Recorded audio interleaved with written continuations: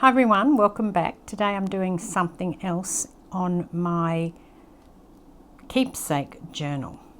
So what I've got here is a book. Now it's a book about cricketing, as you can probably see from the picture, and it's actually a Steve Waugh book. Now Steve Waugh, for those that don't know, is or used to play cricket for Australia, very good cricketer, and the book is an autobiography. And what I have done so far is I've taken out a great wad of the pages already, and I have also removed the thing that was holding all the pages together, because I really love this, and plus it's got the green on the top and bottom, the little bit of ribbon. I think that has a name, but I never know what it is, but anyway, it's got that on it. And I have cut through the remaining pages. Now these are quite thick now, I'll tell you. That measures, in terms of inches, it's almost an inch. It's about 7/8 of an inch. Actually, if I measure it in here, because this is the part that matters, yeah, it's 7/8 of an inch. I started by drawing a square and then using my craft knife to cut down through the layers, and I ended up using my Stanley knife. I found that was easier. I think, you know, my finger gets really sore from pushing on the craft knife, so I use the Stanley knife. Now you can also see that it's not all perfect. I've got some other little bits in there. Some of the pages had glossy pictures on them and they didn't cut very well when I got to those, but I think that it's okay. I think I've got sort of what I wanted.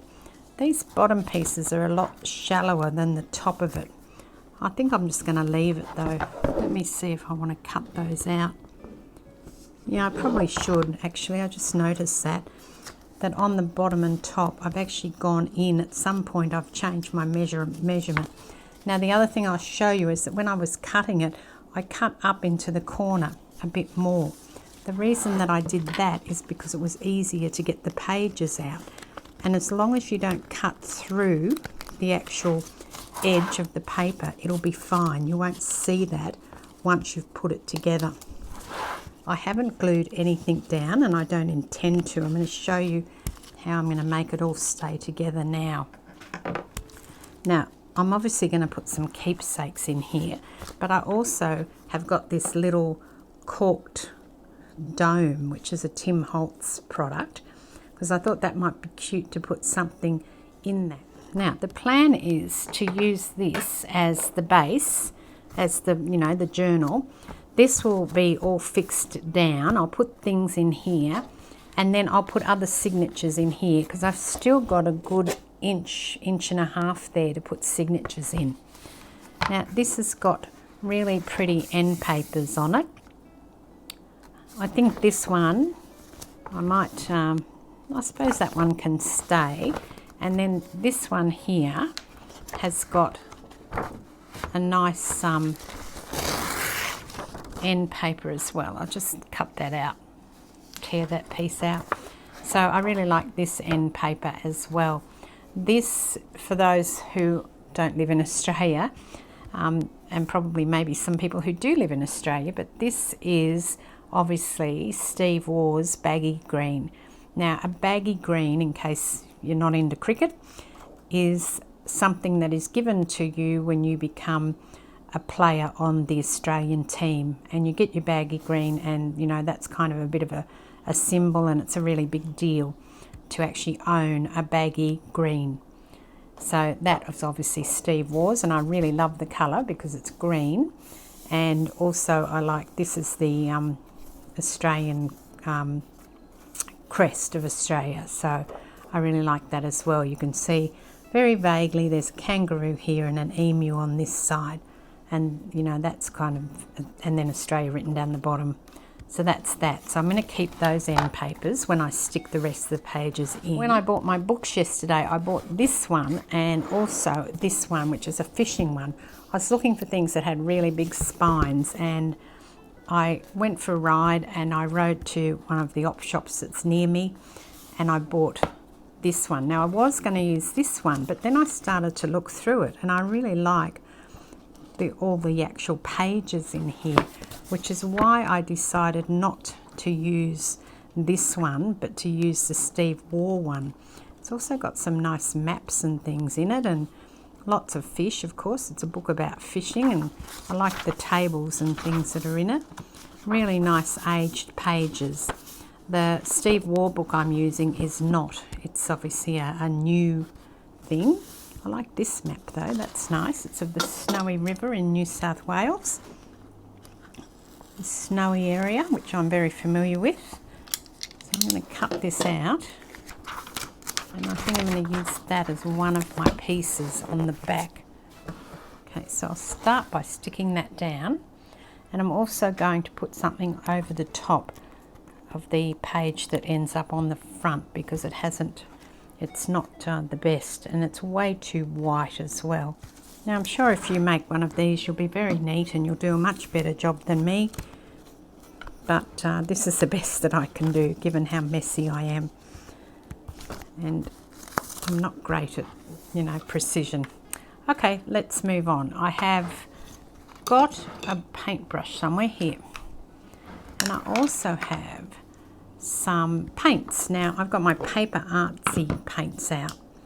So I've got sea glass, and then this one, which is zucchini, also chalk, which is a creamy white, and I've got two browns. I've got mud splat, which is a dark brown. Actually, no, this is a light purple. It's called Moonlight. I thought I might start to put some of these on it and see if that works. Give it a go, not sure yet.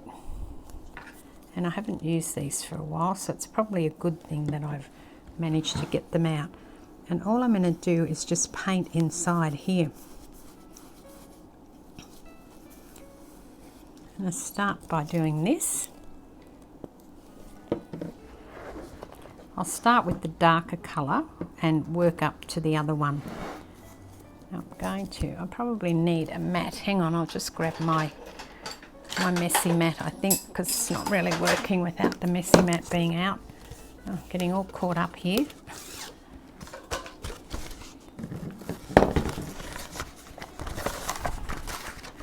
Don't know why I thought I could do this without putting my messy mat down. It'll be so much easier. And put some green out too.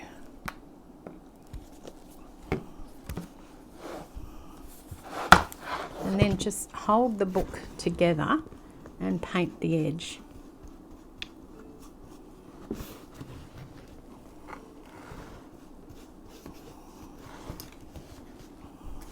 Sorry, I'll try not to bump the camera.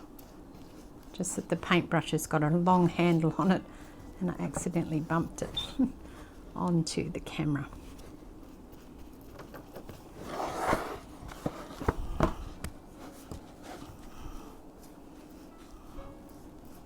And what you want to do is, when you're painting it, you want to put something heavy on it to stick it down. And I'm going to have to find something to do that with.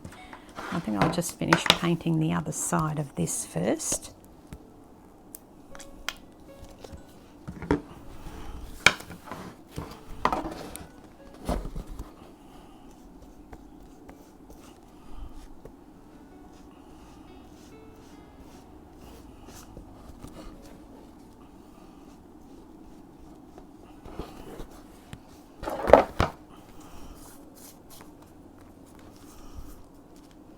You can always go back and put more paint on later. You don't have to do it all at this stage. Just need to get the brush and work it in here.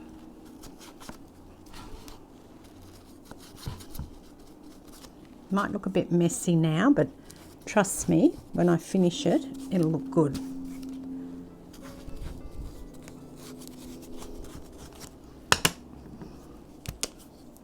I'll try some lilac now.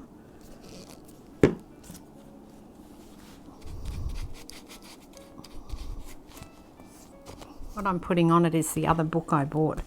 That's nice and heavy, and that will weigh it down, and I'll get the effect that I want, and then I'll come back in with the brush and do some more colours on it afterwards. Now that is starting to dry, but it's not fully dry. I do want to put some more colour into it though. I should have shaken that by the look of this one, and also put some paint on top of here. So what I'm doing is just running some paint down the sides. Now here where it hasn't quite stuck yet, I'll just put a bit more on. I can always glue those little bits and just run the brush through it.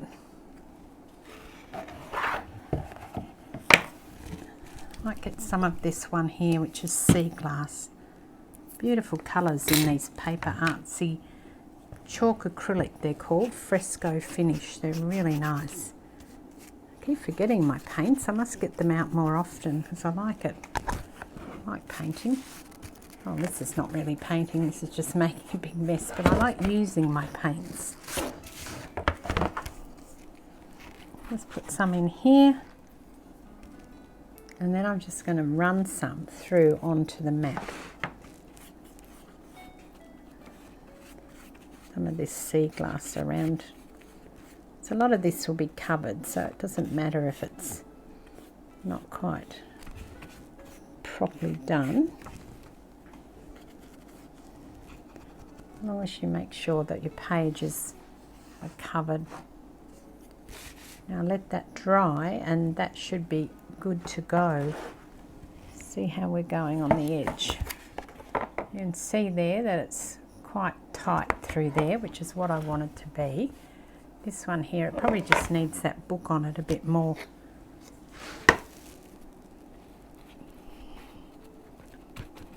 Just want to really get into these corners though. Make sure all that's done.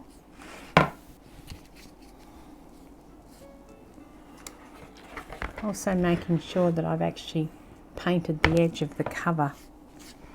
I've got paint on there, you can probably see that through there, how I've just got a little bit of paint on the actual book cover itself. I'm not worrying about this, I'll do that when I put my signatures in.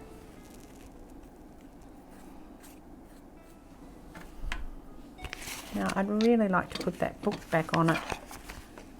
So I'm just seeing, maybe I can stick this on top and then put that book back on so it dries. I know some of that paint might come off, but not too much should come off. And I'll go clean my brush. Now of course when I pulled that paper off, the cover off, it pulled some of the paper off. But I'm about to fix that, so it's not a problem. I'm going to lay down some glue on those bits where it's come off and put some paper down and then rip that off.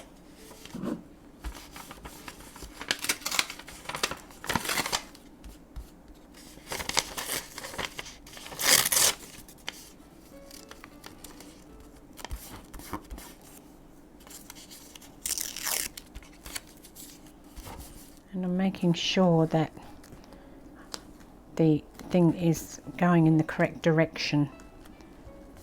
When that dries, I will then rip all that off and ink it, and that way it will be ready to use.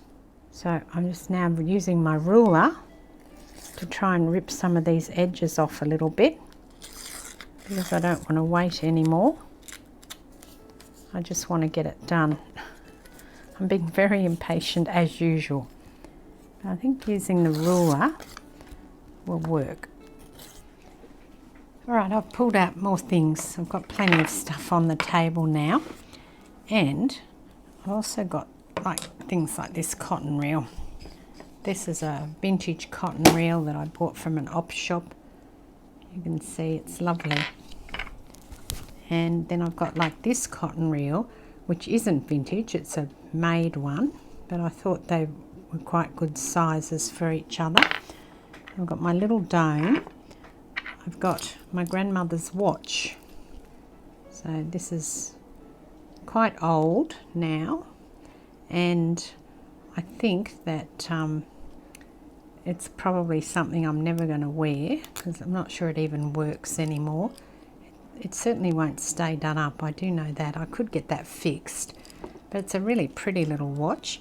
I don't necessarily want to stick this in though, I'd rather put it into something. And I've got some bottles and jars and pins and all sorts of things.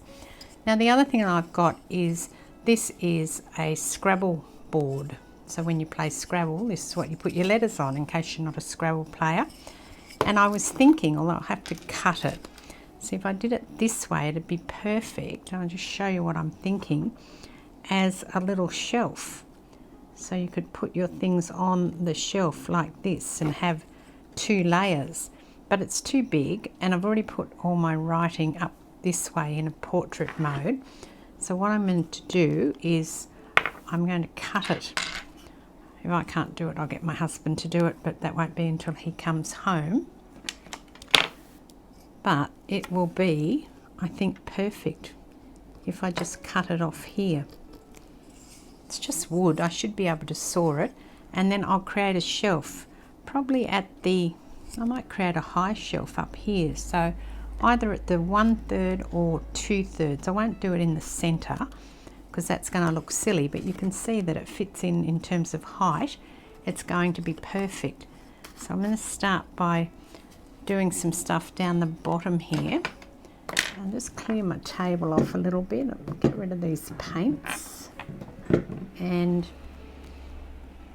see what else I've got. So these are some beads, and as I said, I've got heaps of little bottles. I love little bottles, and I haven't bought any for ages because I've got that many. So these are Tim Holtz corked vials, but I've also got these 7 Gypsies ones, which are amber bottles. I had these in the shop, so I don't know if you can still get things like this. I got these little tiny ones. These are really cute. This is a little test tube, and you can see I'm a bit obsessed with little bottles. They're just so cute. How can you not love little bottles? So maybe I'll use some of these amber ones. I don't know if I'm going to put anything in these ones. And I'll probably use a little and a big. And I've got my little dome. I might put my dome up the top though. I'm just wondering what I can put the watch into, or what I can do with the watch to have that in here somehow. I have to give that some thought. I also have this old watch, and so it's just part of a watch. It's just a vintage frame with the base on it. I love old watches. I'm always collecting them. And I like to use them in my artwork because I just think that they look very cool. Now, the other thing I've got is some keys. So some of these are Tim Holtz keys, like this one. And this is just not a Tim Holtz one. I don't think that's just a crafting key. But then others like this are my actual keys that I've had over the years that you don't sort of, get rid of. Let's see. That's a nice one. So I think you shouldn't dismiss using keys in your artwork because they look really nice. Like that's a modern one, but like this one here, that's a real key from something. I don't know what it would be off now. And they're quite cute. They're little, but they're cute. And then I've got some little teeny tiny baby keys like this one. I think I like that one which said heart.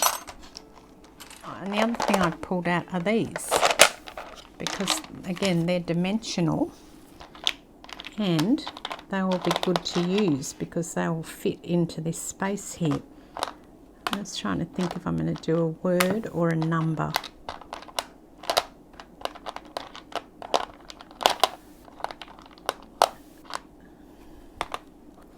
I've got a 4. I could do 54 or 45. Let's see what else I've got.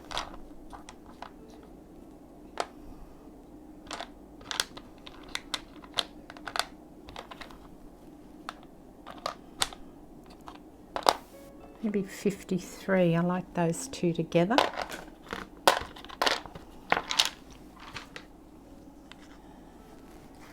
And I could put this up here. Oh, I have some cogs. Now these are mechanisms from real watches. So I really like these too. Just watch parts, but they're from a real watch. Might put one of those in, I'm not sure yet. And I've got a bird cage. Now I also have some pen nibs which I could put on. Might have to get another one of those. These are actual pen nibs. They're post office pen nibs. I bought a whole heap of them years ago, so they're, you know, genuine ex-post office nibs. I think I've got a third one. I have to get a third one because two looks silly. Just trying to work it out. I might have to go and get this cut first before I continue on. Lots of ideas, but can't really execute all of them. I think I need some little teeny tiny flowers too. I'll have to go and find some of those. So I could put a bottle there. Oh, the other thing I was looking for that I know I have, but I don't know where they are. I have some Tim Holtz light bulbs. He doesn't make those anymore, but I know I have some of them somewhere. So I think I'll have to go search for them, see if I can find them. And I also have a knob. So I'm going to use this knob as the, on the front of the book, as the you know, knob to open the book with. So I need to make sure I remember to do that as well. Now I've got some pins, stick pins. Now I have had these forever. I think from memory they are 7 Gypsies. This is an actual vintage hat pin, and I think that one, I'm not sure what that one is, but it might be a 7 Gypsies. I know that these ones came in a set, and I'm thinking of doing like a little vase. I've got the, this is Tim Holtz thimble, and if I put them in there, because I have a personal collection of hat pins, I've probably got over 200 real vintage hat pins, and I display them in my house like flowers, because flowers don't really live very well in Brisbane. They just don't last. And I love flowers, but I can't have them in the house because they just die really quickly. So instead I have displays of hat pins around the house. Now I'm thinking I could do like a vase of hat pins, and all of these pins, they're not hat pins, this one is, but the others aren't, and have a vase of them in here, down here somewhere. Got too many ideas, I think. I think for today I'm going to leave it there. I've got a few other things to do. I want to wait to get my piece of wood cut, and I also want to go for a swim because it's really, really hot, and I thought maybe I'd have an afternoon swim. So I'm probably going to say that's it for today, and I will come back and do some more the next time. But I think that's, you know, I know there's a lot in there. Also got the bird cage, plenty in there to look at, but I can see in my head that this is coming together quite nicely. That's a bit big, that one.